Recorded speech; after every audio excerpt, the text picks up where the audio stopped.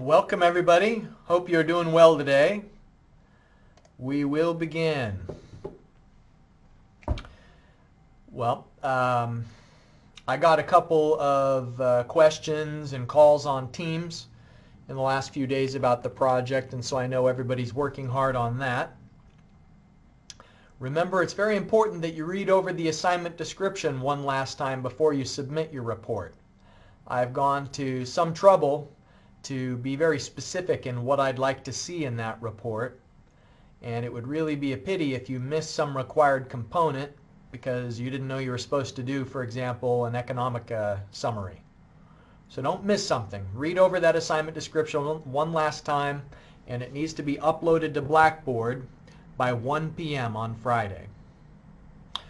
The only other thing then on your plate after the project is homework 12, which is going to be due at 11:59 p.m. on the last day of class, Friday the 23rd of April. So that extra time, normally I collect homework at 1 p.m. before class, but I may give you some additional, well, I am giving you some additional time because that Friday we're going to continue talking about water surface profile calculations, and so there may be a bit more help and examples that I show you in class on Friday that could adjust how you solve the problem. All right. So the semester, we're really drawing to a close. After today, there's just 3 more class meetings. Now today we're going to talk about wide channels, and this is a subject we've addressed before. We'll revisit what it means for a channel to be wide. And then we're going to move into chapter 14, which is some methods that are used to calculate gradually varying flow. Before we begin on that, are there any questions related to the announcements?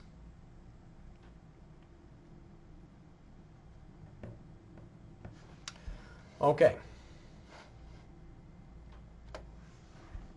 So this is a wide channel. And what we mean by wide is any channel where the width is more than 20 times greater than the flow depth. And the reason why we settle on 20 times as kind of a starting point for a channel that's wide is it's going to allow us to have relative accuracy when we apply a couple of simplifications on how to find the normal depth or how to find the flow per unit width. You know already that Manning's equation can be used to solve for normal depth y sub n. But when you're solving for y sub n, the things that you've had to do before is you've had to use like a solver in your calculator, or maybe you set it up in a spreadsheet and then iteratively solve to a y sub n. But if it is a wide channel, then things are a little bit simpler, and you can calculate the normal depth in a direct way using this simplified formula. Now, remember the definition of a hydraulic radius, R, which goes into Manning's equation, is it's the area divided by the wetted perimeter. And just as an illustration, let's take this channel, which is 20 times wider than it is deep. Let's say that the depth of flow is 2 meters, and then the channel bottom width is 40 meters. So that's a 20-to-1 ratio. In that case, the hydraulic radius is the area divided by the wetted perimeter. And so area, if it's 40 by 2, then the area is 20 meters squared. And the wetted perimeter, remember, is 2 times the depth, because we would have the effect of these side areas, plus the bottom width, which is 40. And so the area divided by the wetted perimeter, 80 divided by 44, which gives us 1.82. So that's close to 2. And the wider the channel is, the more it's going to be true that the flow depth is equal to the hydraulic radius. And so that's the essence of the simplification. The essence is, if we have a wide channel, then we can just substitute in the flow depth in place of hydraulic radius. And that's what makes our calculations a bit easier. So if it is wide, if a channel is wide, then we say the hydraulic radius is the flow depth, and therefore we can calculate velocity in an easy way. The velocity is just the flow per unit width divided by the flow depth. Okay, so both of those factor into these simplified expressions, and this Manning's equation is probably the most important of the two, where we have an easy time of determining the normal depth. Now, how often are channels wide? In an engineered channel, probably not that often. You know, like if you're going to the trouble of, for instance, lining a concrete irrigation canal, probably you're not going to make it as wide as this relative to its flow depth. It's not hydraulically super efficient. But in natural channels, it's pretty common for it to be wide. Whether it's a stream or a river, it's fairly common for a channel to be much wider than it is deep. And so the reason why this is important is this equation for the normal depth. We're going to use that a lot in this gradually varying flow remainder of the course. We're going to be in gradually varying flow, which is chapter 14 and 15, through the rest of the semester. It's the last topic that we're going to be addressing. And so this simplification is pretty helpful when we're trying to figure out how does the water depth change when it's happening gradually. Now, in the last class meeting, we talked about underflow gates. And I showed you the orifice equation, which is used in an underflow gate. And remember, the orifice equation has an energy loss coefficient. The C sub D accounts for energy loss, and then we say there's some opening height, W, and the width of the channel, B. So that gives us an area, and then the square root of 2G, and the depth is our orifice equation velocity. So we use this orifice equation for underflow gates, but now think about how if we have a wide gate where the gate is much wider than the height of the opening, W, then we can solve this orifice equation for the flow per unit width, lowercase q. So if we divide both sides by b, the left side divided by b gives us lowercase q. The right side divided by b gets rid of the b term. And then our definition of coefficient of discharge is the coefficient of contraction multiplied by the ratio, this depth ratio. So we've just substituted in, like, what's the expanded definition for C sub D. And so I wanted to point out that if we have a wide gate, then we can calculate the flow per unit width with this approach, where it's just the ratio of the upstream and the downstream depths, where Y2 is the depth of flow after it has gone through that contracting process. So the gate's opened more than the eventual flow depth downstream because there's a continued acceleration after the water goes out from the orifice. Okay, now gradually varied flow. Hydraulic jumps are rapidly varying flow. Gradually varying flow is where there's a more subtle change in some parameter. It may be that the depth is changing, or it could be that the channel is getting wider or narrower. It could be that there is an adjustment in slope, but we have non-uniform conditions because of an adjustment between two sections that are uniform flow on either side of that transition.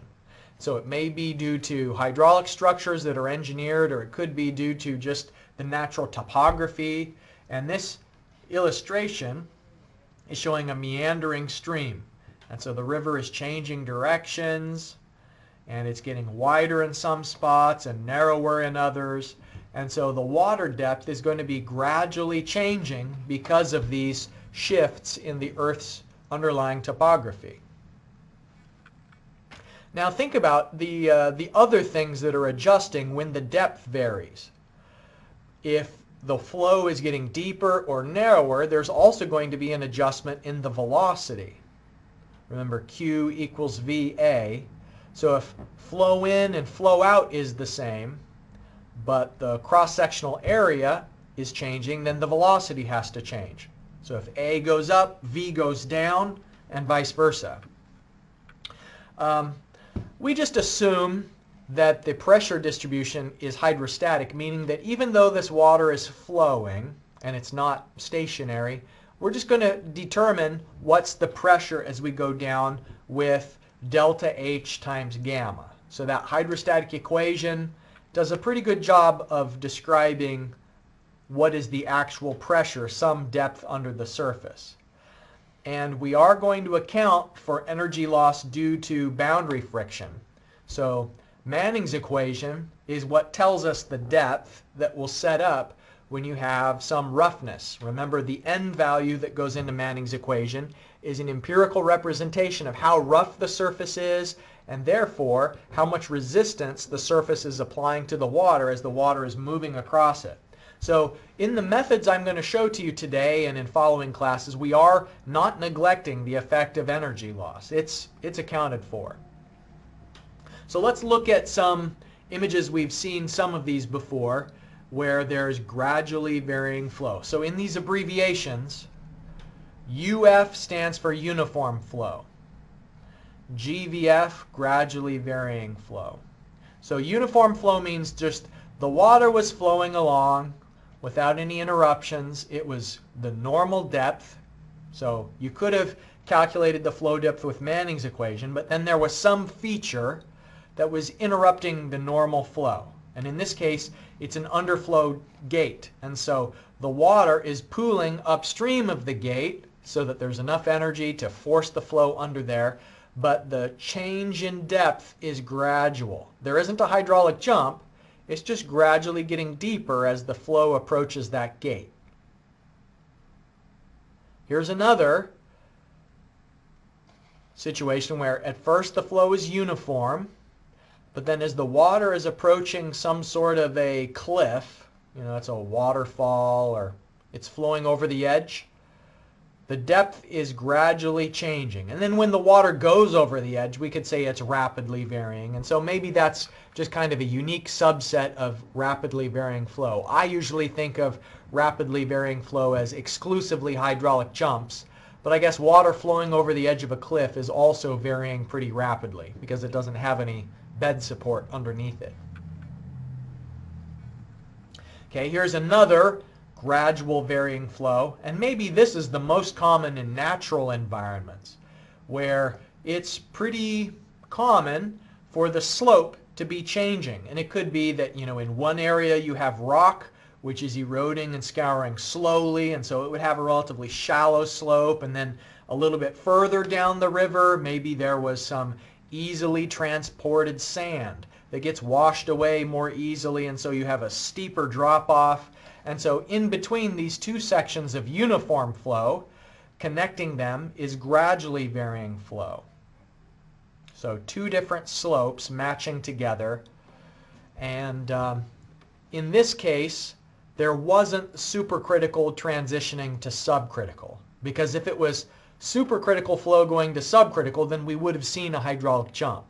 So what this must be is either subcritical flow transitioning to subcritical, or supercritical transitioning to supercritical. So it's staying the flow regime, and therefore we don't have a rapidly varying flow. It's just two sections of uniform flow connected with a gradual increase in depth, because the slope downstream was less, and so the water depth here, when Manning's equation predicts the normal depth, the depth is greater because of the reduced slope.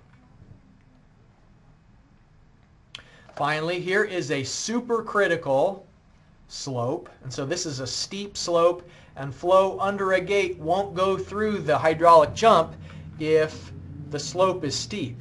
So the slope wouldn't support a hydraulic jump, so it just gradually increases the flow depth until it gets back to the normal depth. So these are all illustrations of some hydraulic features that could cause that gradually varying flow. Now, I'm going to show you an equation that tries to predict the slope of the water surface. Think about it. Do you know what slope means? There's different slopes here. S naught, that means the slope of the channel bottom. So there's the slope of the bottom of the channel, but the equation I'm going to show you looks at the water itself at a certain location. Now the slope is always changing.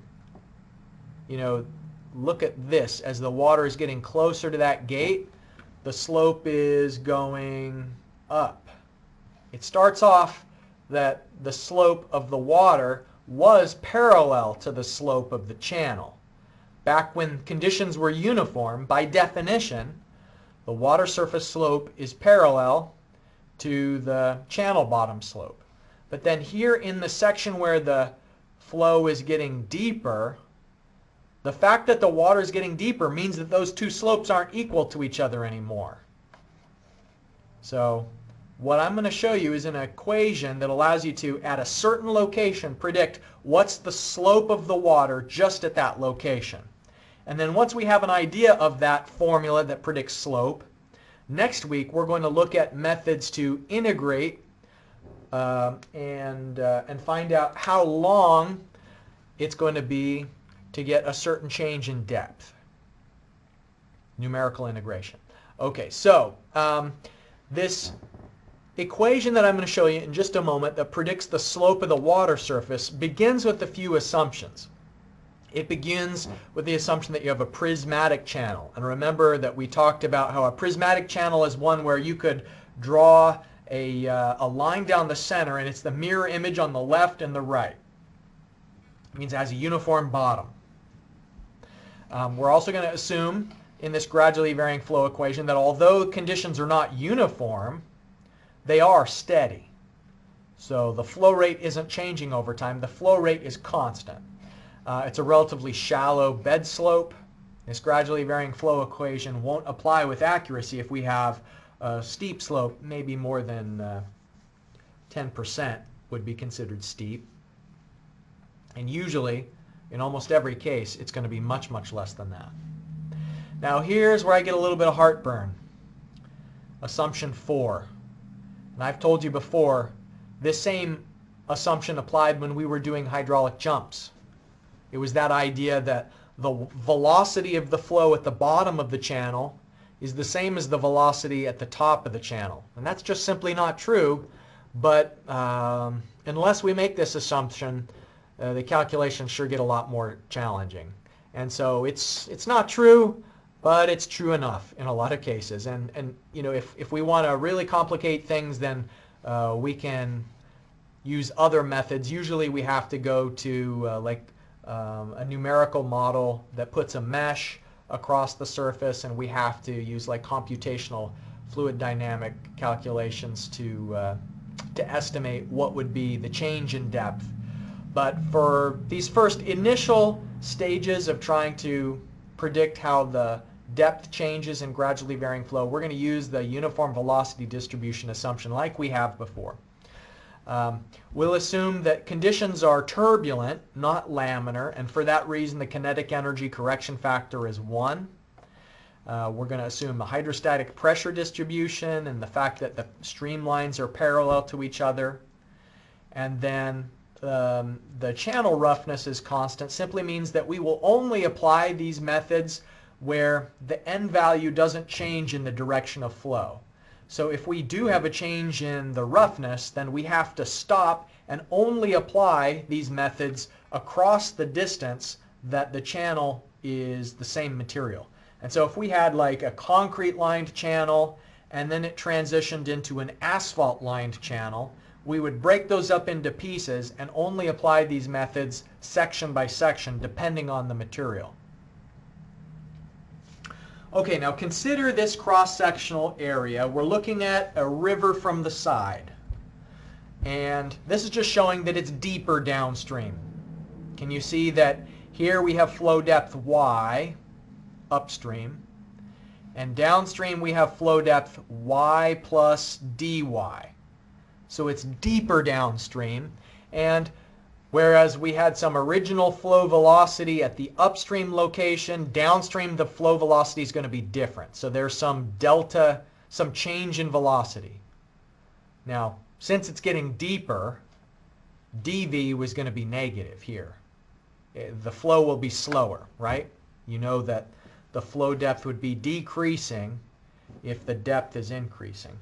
Let's look at some other stuff here. So we have some known slope of the channel, S naught. So S naught is the slope of the bottom bed, and therefore the delta Z in the upstream location is simply the slope of the channel bed multiplied by dl. dl is how far apart the upstream and the downstream location is. And so this increment of height, it's the upstream location is raised a certain distance, delta z. It's just the slope of the channel multiplied by the length is the height of this arrow. And then the flow depth, and on top of the flow depth is the velocity head. And so here TEL stands for total energy line, and in the past we've described that as the energy grade line. It's just simply some imaginary plane that's above the water surface, a distance equal to the velocity head. WS stands for water surface, and so there's the slope of the channel, the slope of the water surface, and then separately S sub F is the slope of the energy grade line. And none of the three of these are parallel to each other. The channel slope is independent of the water slope, which is independent of the slope of the energy grade line. In uniform flow, all three of those are equal. The slopes are equal to each other. But here, because the depth is changing, the velocity is changing, and so all three of those slopes are independent. Now, it's deeper downstream, the velocity is less. What we're going to do is start off with our idea of specific energy. E is specific energy. That's measuring how much energy there is above the bottom of the channel. It includes the two terms that we've talked about before. It has the depth term y, and then a velocity head term, which relates to the kinetic energy, or sometimes we think of it as, you know, the effect of the energy that's tied up in the movement of the water. So the specific energy is this, and the change in the specific of energy with respect to flow depth, y, we can estimate that with 1 minus the Froude number squared. Now the full derivation of why that's true is available in the book, but just so that we don't get lost in the weeds and have some time for calculations today, just take it on faith for now that the change in the specific energy with respect to the change in flow depth is 1 minus the Froude number squared. Now these apply for any cross-sectional shape. It doesn't have to be rectangular. These are generally applicable. Now what we're going to do is we are going to use the definition of S sub F, the slope of the energy grade line. That's the change in the head with respect to length. So H that I'm referring to here, it includes the Z, which is the elevation above the datum, Y is the flow depth, and then the velocity head term. So it's all of the energy. So F sub F is just how much the energy is changing in the direction of flow. So delta H divided by delta length, the distance between the 2 points. Now our definition of the slope of the channel bottom is just the change in Z divided by dl. So this equation is a general governing equation that allows you to predict how the flow depth is changing in the direction of flow. So let me pause for a second. Look at what this equation is saying.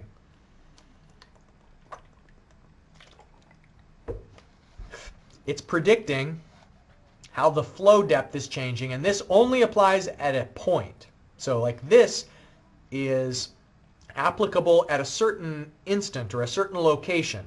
This isn't over a section of length.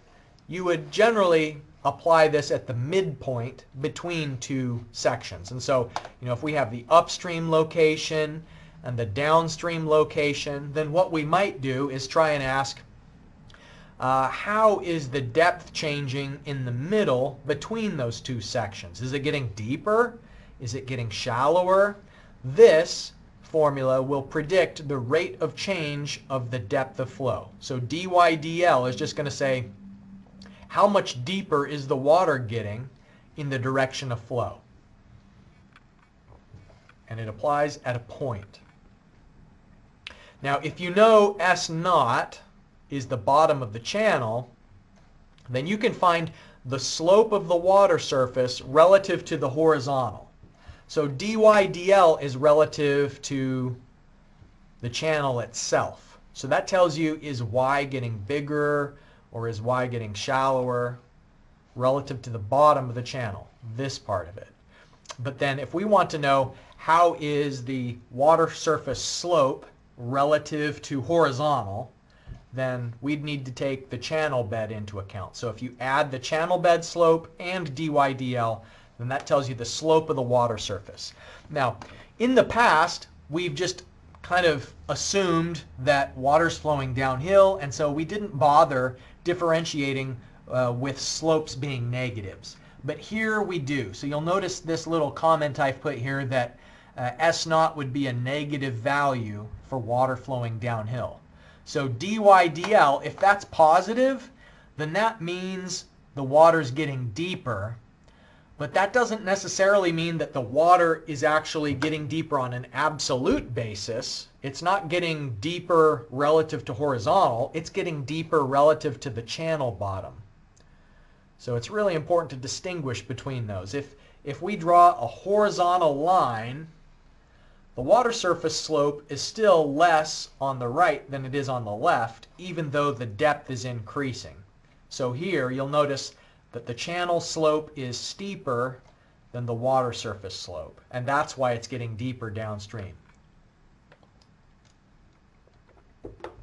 Okay, so this equation is our general governing equation. It tells us the water surface slope at a point.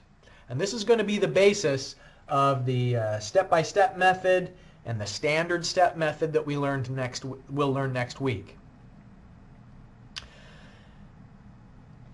S sub f, slope of the energy grade line, can be determined from the Manning equation. S naught you'll measure, or it will be given, the slope of the channel bottom. The Froude number you can calculate based on flow conditions, like the flow rate, the width of the channel, the depth, and so on. So Froude number you'll calculate in that way. But the slope of the energy grade line comes from Manning's equation. And so if you rearrange Manning's equation and substitute it in to this equation for dy dl, then these are the expressions that you'll get. And this is valid for any shape. This is true whether you have a triangular channel or trapezoidal, rectangular, regardless of shape. But remember how we like it when things are simple. And so if we have a wide channel, and you know many natural channels are wide, then things get even simpler. So if we have a wide channel, then we can find the slope of the change in dy dl is the change in depth in the direction of flow. Or you can think of it as the slope of the water surface relative to the bed. Because remember, this is the slope of the water surface, and that accounts for the slope of the bed and the change in depth with respect to length. So dy dl is effectively the slope of the water surface minus the slope of the bed. So if we assume the channel is wide, then all we need to do is know the normal depth and the critical depth. And luckily, we know simple ways to calculate both the critical depth and the normal depth if it's a wide channel. Remember, the easy way to calculate the normal depth is, where did I have that slide that was the summary of wide? Here it is, maybe? Yeah, all right. So this is our ace in the hole for calculating the normal depth really easily. And we also have an ace in the hole for calculating the critical depth, if you have a rectangular channel, remember y sub c is flow per unit width, lowercase q squared divided by g to the 1/3 power. Do I have that somewhere here? I'm just looking for where I maybe could click on that. There we go. I'm going to copy that. So this one is nice to have, so Control C. I'm going to paste that over so that you can see how lucky we are to have these simplifications. It's just going to make your homework life so much easier than it would be. So let me paste this over here. This is how we calculate the critical depth real easy. And then the normal depth we can calculate real easy if it's a wide channel. So now we've got both of those little joules on the slide here. All right. So this equation, if it's positive, dy dl, that means the water's getting deeper in the direction of flow. And if dy dl is negative, that means that the water's getting shallower in the direction of flow. And we apply this for gradually varying flow situations. So think about deeper versus shallower. I showed some pictures earlier of things that can cause changes in the water depth. So sometimes it's getting shallower in the direction of flow. Sometimes it's getting deeper in the direction of flow. And at a location, just at an instant, you can calculate the dy dl. And if it's positive value, it means it's getting deeper in the direction of flow. If it's negative, it means it's getting shallower downstream. So let's try applying this with the following example. We've got a rectangular channel, and it meets the criteria of being hydraulically wide because it's 40 meters wide and 2 meters deep. So that's our known flow depth, 2 meters. The bed slope is 0.00015. Now here, that means we have to use a negative number for S naught. When you're putting it into Manning's equation, you don't need the negative number there. It's just here when we substitute it into this formula that we have to use the minus sign for the bed slope. The N value, which denotes the roughness of the channel, 0.021. Okay, so in part A, we're going to find out what is the rate of flow depth variation at this location where the known flow depth is 2 meters. So that's Y. Y is 2. And we want to calculate what is dy dl. So in order to do that, what you need to step through, the process is, oh, here, these were the formulas all along. Flow per unit width, lowercase q, you're going to use to find the critical depth. And then we also need to know the normal depth. So since it's a wide channel, you can use the flow per unit width, the roughness, the slope to the 3/5 power. So once you know both YC, YN, and Y, then you can substitute those in to find the dy dl. So part A is asking what is dy dl. And then part B is asking you to interpret that. If the value is positive, that means the flow depth is increasing downstream. If it's negative, that means the flow depth is decreasing in the direction of flow. And then finally, substitute all of this into the formula for the water surface slope. So find S sub W with the slope of the channel that we know, negative for this formula, and the dy dl that you've calculated. All right, I'm going to pause for a second, give you a chance to do your calculation. In case it's helpful, we'll put you into the breakout groups, but we won't be able to spend a whole heap of time on this one because I think we have another example after this as well. We've got to speed through this a little bit. Let's take a look at the solution. Let me show you how this works out. So we know the flow rate and the channel width, so we can find the flow per unit width, 0.5 meters squared per second, and with that calculate the critical depth, 0.2943 meters, And then the normal depth can be determined with the flow per unit width. And since this is a wide channel, we can calculate the normal depth relatively easily. And then you can see that we substitute the normal depth, the known current flow depth at this location, and the critical depth into the formula, and the dy dl is positive. So 1.39 times 10 to the minus fourth means that for every meter downstream, it's getting 1.39 times 10 to the fourth meters deeper. And what is that? 0.1 millimeters? So let's see. 1.39 times 10 to the minus fourth. Minus 4. Yeah, 0.14 millimeters deeper. So every meter downstream, it's getting less than a millimeter deeper, but it is getting deeper downstream. So part B of the example says, is it increasing or decreasing? Is the depth getting larger or shallower in the direction of flow? And our interpretation is, since the sign is positive, since this is a positive sign, that means the flow depth is increasing at a rate of 0.139 meters per 1,000 meters of length. So that's just another way of expressing it, where I had previously said it was 0.13 millimeters per meter. Same thing. So what this illustration shows is that here's the critical depth. It would be 0.2943. The normal depth is 0.912, and our actual flow depth at this location is 2 meters. So it's getting deeper in the direction of flow. And then part C says, let's find the surface water, the slope of the water. And so the slope itself is going to be negative, that we have to substitute into that formula. So we have a positive dy dl and a negative water surface, channel bottom slope.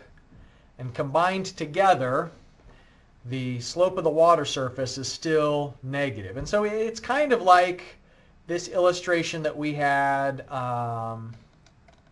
here, where the water is flowing downhill, but even though it's getting deeper in the direction of flow, this SW is still, on the left, it's higher up than it is on the right. Like according to an absolute elevation datum, the water on the left is at a higher elevation than the water on the right, even though it's getting deeper in the direction of flow.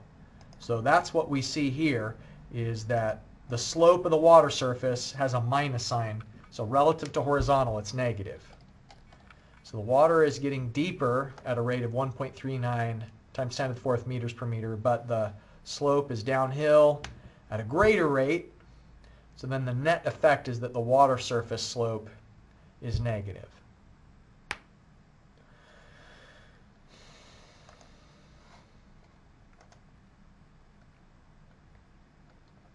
Oh, we were well past this stuff. All right, so we just worked this example. Now, water surface profile calculations is maybe the one unhappy memory I have of when I was in undergrad and going through my hydraulics class, because I'm just not good at memorizing stuff, and the professor that I took hydraulics from insisted that we memorize these different water surface profile calculations, and at the time it just seemed totally arbitrary to me. Now, in retrospect, it's obvious that there is kind of a method to it, and I'm going to try and show you the method-based approach rather than just having you memorize things like brute force approach.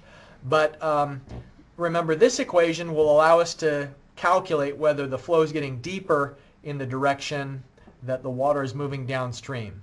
And you can also determine if the water is getting deeper downstream by comparing the normal depth, the critical depth, and the given flow depth at a certain location. So in this example, I did this little sketch, and this is kind of an important sketch. And at the bottom I wrote, this is an M1 profile. Maybe at the time you didn't know what an M1 profile is, but I'm going to show you that in just a moment. An M1 profile is when you have a mild slope, meaning that the flow isn't going to be supercritical. Under uniform steady conditions, the flow would be subcritical. So that's the M part of it. And then 1 refers to the depth of the flow compared to the normal depth and the critical depth. So here's what I mean. Classifying the flow and what kind of a profile we have can be useful in predicting what's going to happen when the flow encounters things like gates, or when the flow encounters a change in slope. So the first thing we do is we classify the slope. So a slope can be mild, and if the slope is mild, that means that the slope of the channel is less than the critical slope. And the critical slope is how steep the water has to be to flow with a Froude number of 1, exactly 1. So if the slope is less than the critical slope, then that means that under uniform flow conditions, you'll have subcritical flow. So in other words, the normal depth is greater than the critical depth if you've got a mild slope. You can see that the steep slope is the reverse of that. It's where the slope is greater than the critical depth, and so therefore your normal depth is less than the critical depth.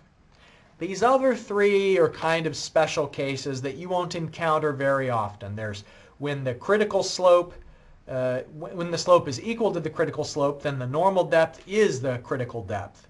So that's pretty rare for it to be critical for very long. A horizontal slope just means essentially that the channel doesn't actually have any slope at all.